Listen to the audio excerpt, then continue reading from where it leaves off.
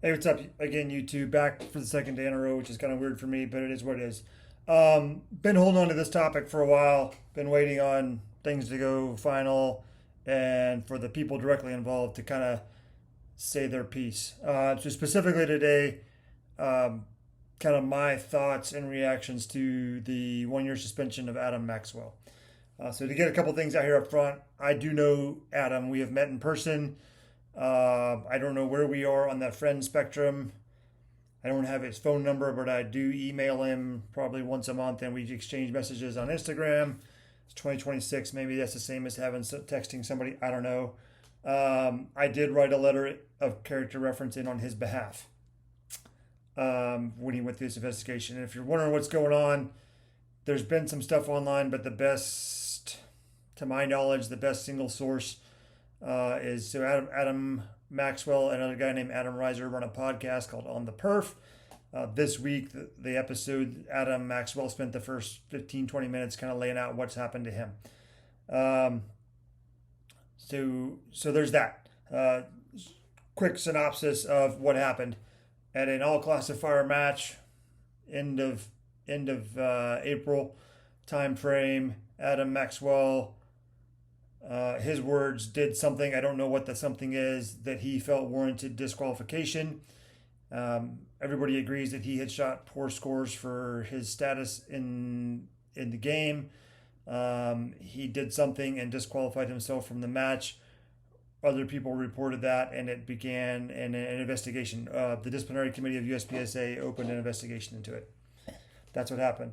Um, from what I understand, the output of that is he is on a 1 year suspension. Actually, there's no from what I understand. He said in his podcast he's on a 1 year suspension from all USPSA activities and stuff.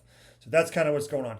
Everybody agrees he shot bad classifiers. Everybody agrees he disqualified himself.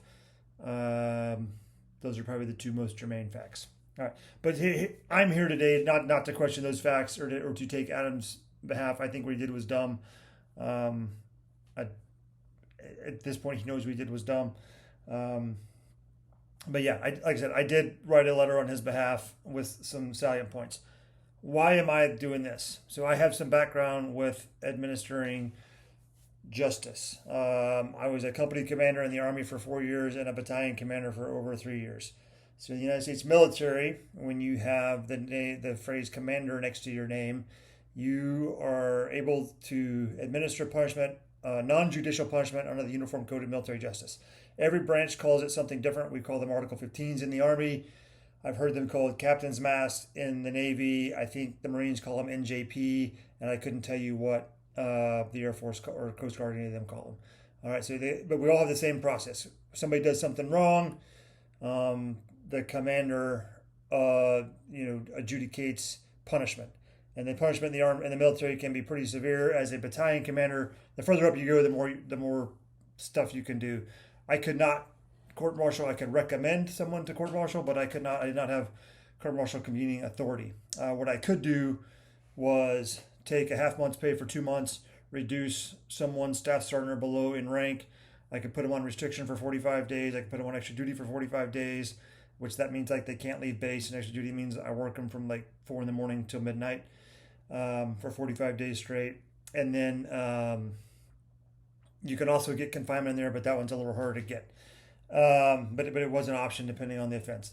So I say that to say that and the Army does most of the training the Army does is on the job training. We also have a course called SOLO, Senior Officer Legal Orientation. It's required for O6s or full colonels or full captains in the Navy because they do have special court martial convening authority. I took it as a battalion commander, just as an option. It was not a required course for me to command a battalion. So I say that not to toot my own horn. Just I do have experience with being judge, jury, and executioner all in one person. So start off here with the investigative process, investigation process. There's a post by some guy on Facebook that I read late in the game. Ben Stager commented on it. I had read it like the day before that, and then Adam talks about it in his podcast. Apparently, once the allegation was made, people just called people on the phone. There were no rights waivers, there was no rights warnings, there was no none of that, and they had a conversation, and those conversations were held against people. That's not the way America works. Granted, this is a private organization; it's not bound by America's laws. But if you're investigating someone in an adult society, I would assume we would be cordial enough to tell someone, "Hey, you're under investigation. Everything you say going forward is going to be held against you. We're adults. Let's have a conversation now."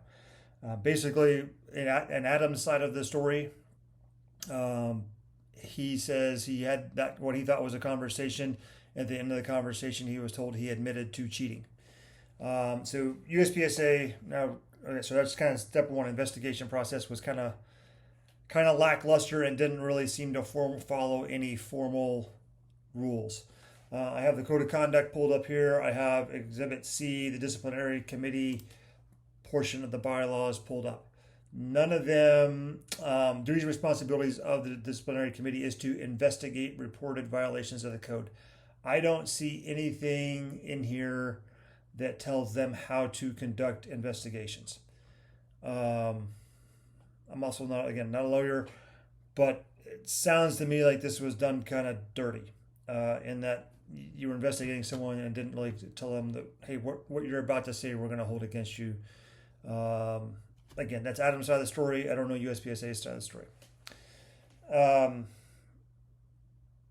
Bottom line is they did that, and then they came out with an initial punishment. I am going to assume, based off of Adam's words, that he was initially punished at a certain level, and then his year suspension was a lesser punishment than what he had originally had. So to go into, this is in both the code of conduct. Actually, I'll go to the code of conduct because it's a little easier to see.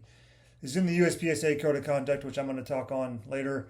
I can already tell this is going to be longer than I thought it was going to be. What can USPSA do? What have they said they can do? All right. So as we complain about our government and our country making rules for themselves, USPSA made up this code of conduct as of 1 March 2026, and they decided what they can do. They can issue a verbal or written warning. They can require education and training. They can require probation with specific conditions.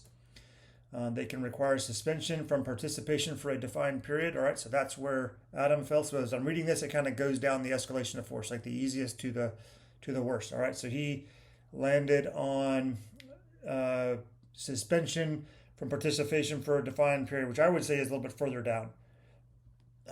Match disqualification, score invalidation. He had already done that to himself. All right.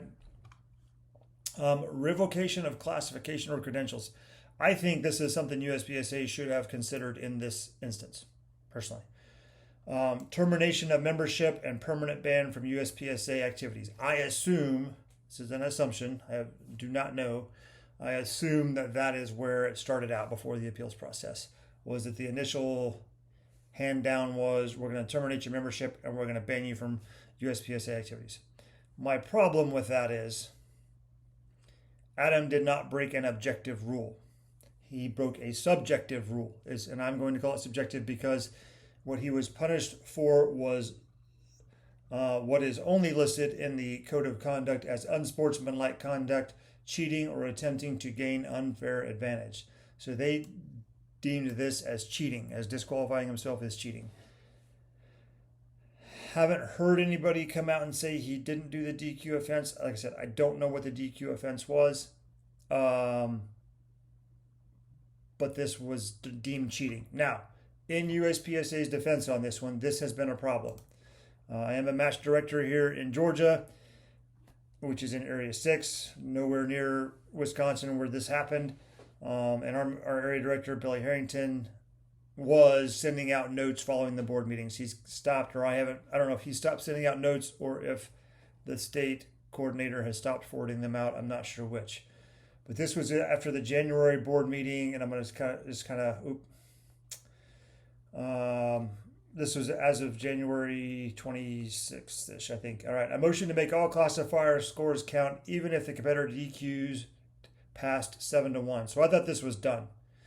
The reason for being brought up over the last few weeks and then at the meeting stems from individuals not being pleased with their score on a classifier and intentionally DQing, most notably by shooting into the ground within 10 feet, not once but twice. No, you cannot make this up. Also carrying ammo in the safe area, etc. There will be no match score issued as normal. On the upload, the data is still there and will be input into the competitor's classification record. So I thought this was a rule in January. This was also talked about in late March on the NROI podcast. So I thought this was a done deal.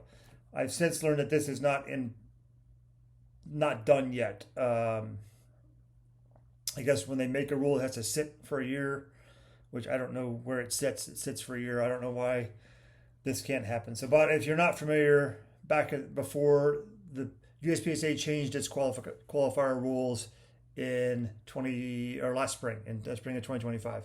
Before that, if you were classified at 75%, well, if you scored too low, it didn't count. But I think if you scored too high, it didn't count. You could kind of only move up incrementally. And basically, when they changed it, they said all your scores count. So if you shoot a 0, which is what people would do, if they did something they knew was bad, they'd just plug a bunch of no shoots or do something dumb that they know they'd get a 0, and then that score wouldn't count.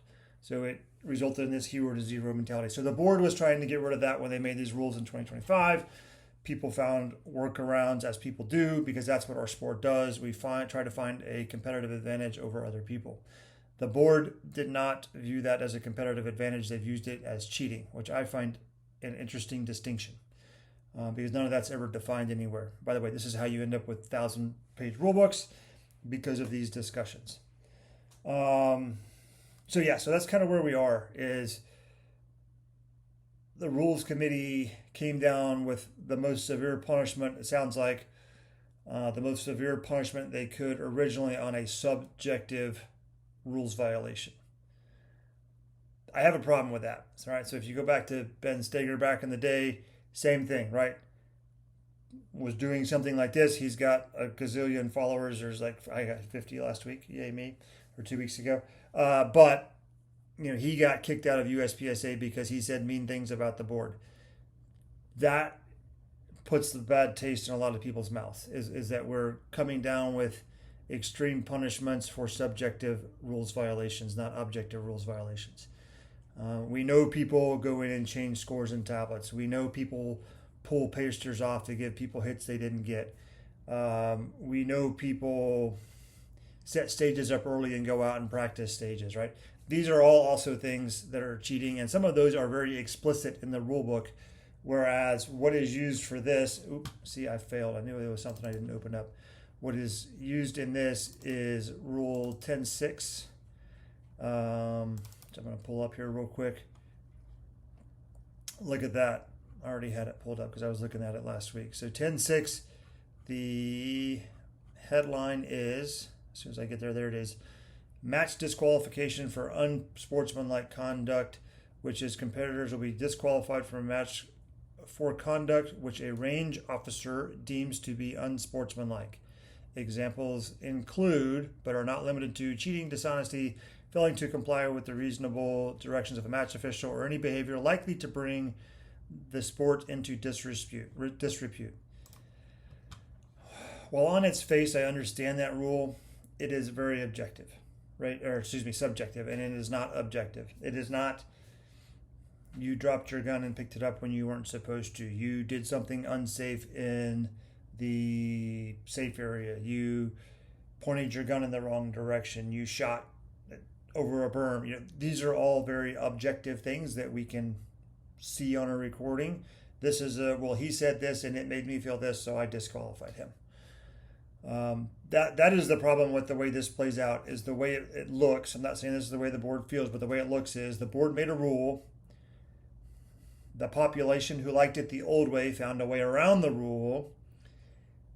And then we came down and we brought the hammer down on Adam, to which I would say, why Adam and why now? And oh, by the way, who else are we punishing and how often? We know about Ben and we know about Adam because they have, Ben's got a very large social media following. Adam has a smaller one. I don't know how big his social media following. I don't know how big their podcast is. But to the multi-gun community, Adam is a person, right? He ran multi-gun nationals for the last couple of years in the IPSC and rifle shotgun world. He was the energy behind that in USPSA to get that stuff off the ground. And honestly, he's the reason I got into USPSA. When I started shooting 3-gun in 2019, USPSA was a cuss word to multi-gunners, and it still is to many. And then when Adam used his platform to provide, I don't know, some legs to USPSA, I shot my first match in 2023, and I've been shooting ever since because it's easy for me to shoot. But yeah, so that's kind of some problems there. The last thing I want to hit on this is the appeals process. I don't know exactly how it went down. I haven't studied it at length. What I can't figure out is who were the deciding officials in both the original adjudication of Adam's case and then the appeals adjudication. In the Army, it's very simple, and in court, it's very simple. You move up an echelon. Right? If one of my company commanders gave a company grade Article 15 and the soldier wanted to appeal it, it appealed up the chain of command to me. Likewise, if I gave a field grade Article 15 and whoever it was wanted to appeal it, it went up the chain of command to the brigade commander. That was the way it worked. The problem with the board adjudicating is there's nobody to appeal to. But I also don't know what I don't know, right? So the board, if I was doing this, you've got a 9-member board, I would have A, B, C, 1, 2, 3, X, Y, Z, whatever you want to break them up into 3 teams. And these, are primary, alternate, and tertiary at any given time. The primary team hears cases that happened while they're up. If it gets appealed or one of them is personally involved, like if Adam's area director had been on the primary team and they had a personal relationship, then it would jump to the alternate.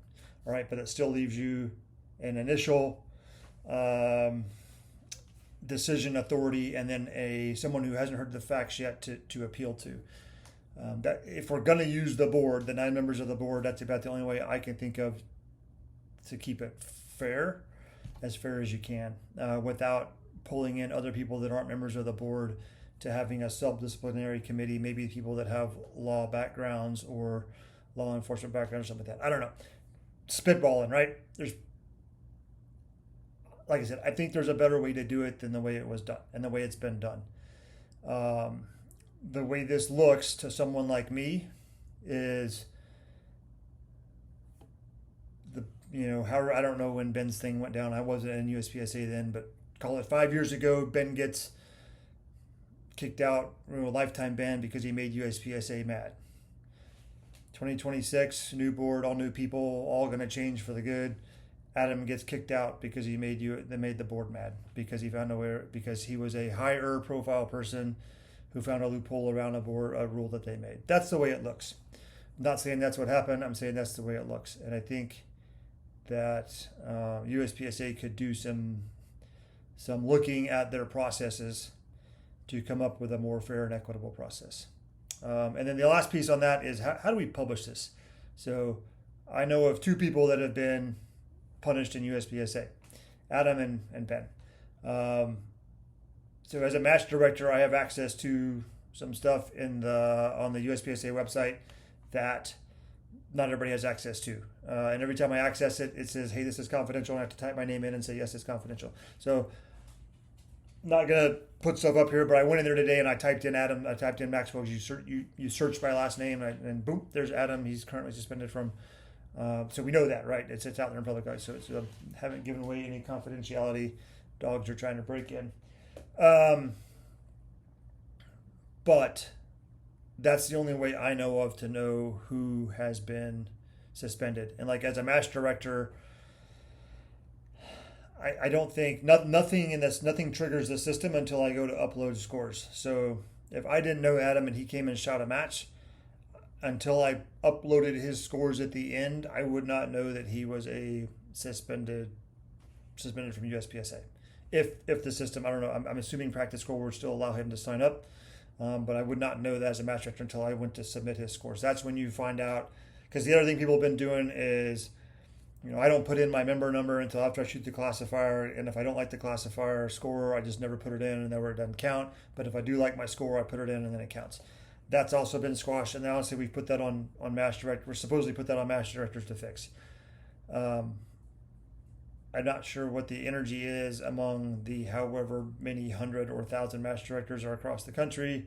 There's 14 or 15 in the state of Georgia alone, to go through 80 to 100 competitors every month and figure out who did and who didn't put their stuff in right.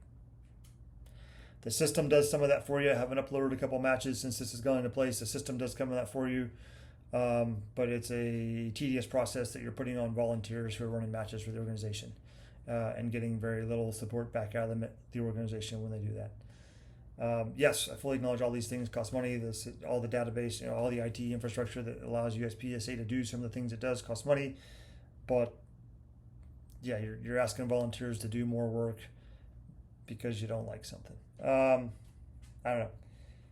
Last thing I want to talk about though is this code of conduct. I don't remember. It's been 3 years since I signed up. I don't remember signing a code of conduct when I joined. And I sure as shit haven't signed one since March 1st, 2026. So I don't understand how we're enforcing that, how we're treating that like it's a rule book of you must do this thing, all this stuff on these 7 pages. Again, do I think Adam's a dumbass for what he did? Yeah. Does Adam think he's a dumbass for what he did? Yes. Do I do those things? No, I'm B class for a reason, right? Because I go out and shoot how I can shoot. But I just think it's a bad look for the organization, and I think for the people that were already upset with how things have gone for the past 4, 5, 6 years, this just throws more gasoline on the fire, specifically in the multi-gun community, as this is just another reason for multi-gunners not to shoot USPSA rule sets and do USPSA things. Multi-gun nationals is already on the decline. I don't know where it is right now. We'll see how it comes out. We'll see how all these IPSC classifiers keep going and IPSC matches in the shotgun or rifle world, because as of right now, this took the wind out of the sails. Adam was the wind in the sails of a lot of this stuff, and this took a lot of the wind out of the sails for some of those things. So we'll see how they keep going. We'll see if they keep going. If USPSA just wants to be a pistol organization and run Steel Challenge and pistol, that's kind of the way they're going, because there's just not much energy behind 3-gun right now. So it is what it is. But I certainly think that if USPSA could look at their processes, or there's quasi-legal processes and punishment processes, and find something that's a little more open, and a little more where the punishment fits the crime, I guess is what I should say. Use that escalation of force you have in there, right? If Adam's shooting at a C class, you have the power to make him C class and make him re-earn whatever, right? I don't know. That's a way to do it. But yeah, all right. That's what I got, YouTube. Not a fun topic. Don't know how many views we'll get. We'll see. Not really worried about views. More of a venting process for me.